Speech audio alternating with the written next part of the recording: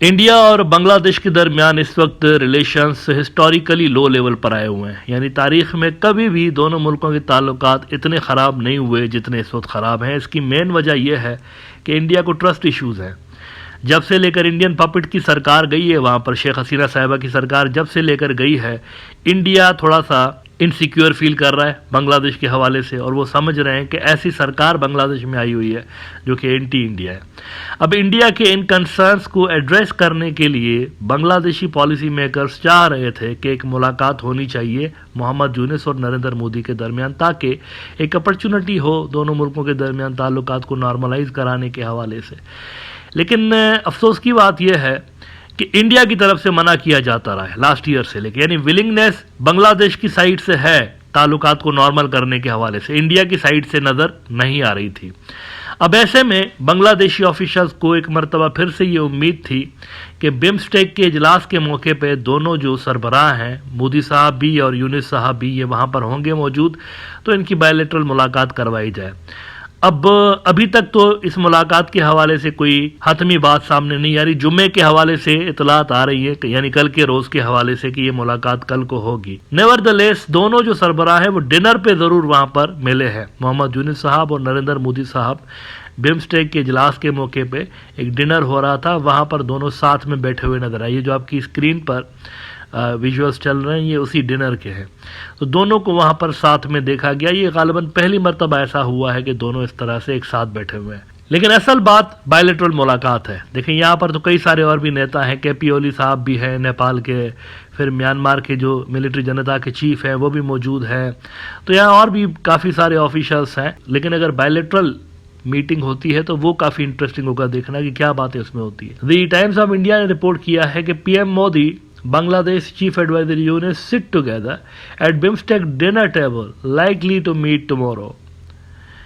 कहते हैं prime minister Narendra Modi and Bangladesh chief adviser Mohammad Yunus were spotted together at the BIMSTEC dinner table, sitting next to each other amid the deteriorating ties between the two countries since the ouster of Prime Minister Sheikh Hasina in August last year. और वो मजीद कहते हैं कि at the dinner table along with PM Modi and Yunus, Nepal PM KP Sharma Oli was also sitting there. The encounter between Modi and Yunus holds importance due to the deteriorating relations between India and Bangladesh following Hasina's removal and the persecution of minority communities in Bangladesh. अब देखते हैं कि कल की मुलाकात में क्या क्या बातें होंगी। लेकिन पहले से ही मैं यहाँ पर काफ़ी हफ्ते पहले जिक्र कर चुका हूँ कि अगर ये मुलाकात हुई तो इसमें सर्टेनली इंडिया 3-4 मुद्दे रेस करेगा। पहला मुद्दा इंडिया ये रेस करेगा कि बांग्लादेश के अंदर जो माइनॉरिटीज़ हैं इनके साथ ट्रीटमेंट ठीक नहीं हो रही, इसको ठीक करें। ये मुद्दा डेफिनेटली नरेंद्र मोदी रेस करेगा। दूसरा मुद्दा नरेंद्र मोदी टेररिज्म को लेकर आएगा, इनडायरेक्टली पाकिस्तान की बात करेगा टेररिज्म के नाम पे। ये डायरेक्टली नहीं बोलता, पाकिस्तान के बारे में जब बात करनी होती है तो टेररिज्म का वर्ड यूज़ करता है। तो ये चीज़ आप देखेंगे कल की मुलाकात में। तीसरा वो चाइना के हवाले से बात करेगा। चाइना के हवाले से ये डायरेक्टली नाम नहीं लेगा, कंसर्न्स का नाम लेगा कि हमारे कंसर्न्स को ज़रा आप नज़र में रखिए। तो जब ये कंसर्न्स की बात करेगा तो नॉर्थ ईस्ट की बात कर रहा होता है, चाइना की बात कर रहा होता है। ये तीनों चीज़ें ये रेस करेगा। इसका मतलब है कि बांग्लादेश की फॉरेन पॉलिसी के ऊपर ये भी असरअंदाज होने की कोशिश करेगा, वैसे ही जैसे जयशंकर ने पिछले दिनों ओमान के अंदर बांग्लादेशी फॉरेन पॉलिसी को डिक्टेट करने की कोशिश की थी तौहीद हुसैन साहब को। ओमान में मुलाकात जब हुई थी तो जयशंकर ने कहा था डोंट नॉर्मलाइज टेरर। यहाँ पर नरेंद्र मोदी वही कुछ आपको रिपीट करता हुआ नजर आएगा अगर ये मुलाकात होती है तो। अच्छा, क्या बांग्लादेश उनकी ये जो डिक्टेशन है कबूल कर लेगा? The answer is no. Narendra Modi को कुछ नहीं मिलने वाला, क्योंकि चाइना को बांग्लादेश रिप्लेस नहीं कर सकता। चाइना बांग्लादेश का स्ट्रेटेजिक पार्टनर है। चाइना की ज़रूरत है बांग्लादेश को। क्यों ज़रूरत है? मैन्युफैक्चरिंग सेक्टर के लिए। इंडिया को ये चीज़ समझनी पड़ेगी कि चाइना के साथ जो बांग्लादेश ने अपने ताल्लुकात नेक्स्ट लेवल पर जाकर इम्प्रूव किए हैं, इसकी असल में इनको ज़रूरत है। कैसे ज़रूरत है अभी थोड़ी देर में इस पर बात करते हैं। लेकिन पहले ज़रा एक बड़ी डेवलपमेंट के बारे में आपको बता दें जो कि इंडिया का अखबार एनडीटीवी लिख रहा है। चिटागोंग पोर्ट बांग्लादेश में be distancing India by bringing China closer. वो कह रहे हैं चिटागोंग पोर्ट के ऊपर बांग्लादेश चाइना की इन्वेस्टमेंट लेकर आ रहा है। This is not good for us. कह रहे हैं Bangladesh is seeking investment in infrastructure, renewable energy, artificial intelligence and technology with a $2.1 billion commitment from China. और वो कह रहे हैं after the change of regime in Bangladesh the new dispensation is now looking at China as a larger ally as it keeps a distance from India, a long-standing friend of Bangladesh. This as India and Bangladesh have made strides with India investing in the bilateral relationship by establishing new economic corridors, railway and road routes for trade and setting up land ports to facilitate trade between the two countries. ये सारे connectivity के projects India के अपने मफाद के हैं basically, waste Bengal और north east की जो रियासतें हैं उनको कनेक्ट करने के हवाले से, तो इसमें बांग्लादेश के लिए कुछ खास अट्रैक्शन नहीं है। लेकिन फिर भी वो कहते हैं कि हम इतने इनके बड़े ट्रेड पार्टनर हैं, लेकिन मोहम्मद यूनुस फिर भी हमें रिप्लेस करके इनको लेकर आना चाहता है। कहते हैं कि but Bangladesh new regime which is not an elected government but only in place till elections are held and a democratically elected government is installed, is intent on changing the status quo, not only when it comes to security and strategic matters but also economic activity with a push towards China over India.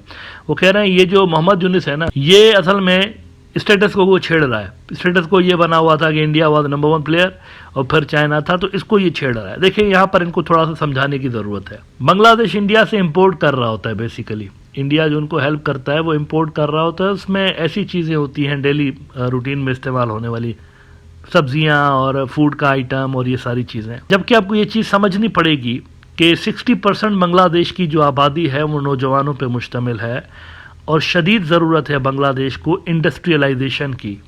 Bangladesh has to move towards industrialisation, वरना आने वाले 8-10 साल के अंदर यहाँ पर शदीद किस्म का जॉब क्राइसिस क्रिएट हो सकता है बांग्लादेश के अंदर, क्योंकि आबादी नौजवानों की ज़्यादा है। 60% से ज़्यादा मुल्क जो है ना, 60% से ज़्यादा नौजवान है बांग्लादेश की आबादी में। तो जैसे जैसे वक्त गुजरेगा उन लोगों की तादाद में इजाफा हो जाएगा जो कि काम करने की उम्र को पहुंच चुके होंगे, जॉब या कोई मुलाजमत करने की उम्र को पहुंच चुके होंगे। तो उनके लिए जॉब्स क्रिएट करना है, वो इन आलू टिंडों से नहीं क्रिएट होगी जो कि इंडिया बांग्लादेश को ऑफर कर रहा होता है।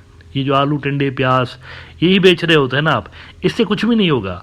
बांग्लादेश को इंडस्ट्री चाहिए, क्योंकि नौकरियां इंडस्ट्रियों में ही जनरेट होती हैं सबसे ज़्यादा।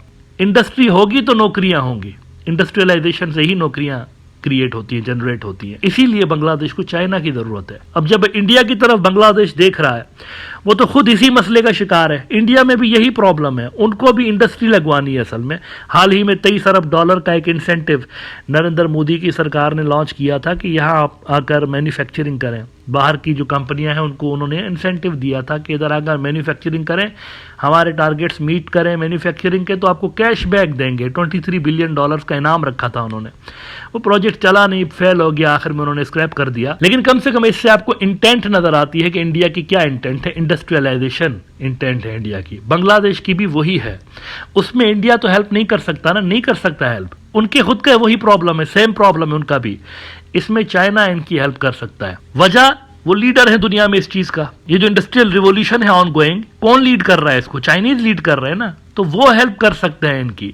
तो ये स्ट्रेटेजिक कंपल्शन है मोहम्मद यूनुस की। ये जो एक आपको घुमाव नजर आया है थोड़ा सा फॉरेन रिलेशंस के अंदर, ये बांग्लादेश की स्ट्रेटेजिक कंपल्शन है। इसने होना ही होना था।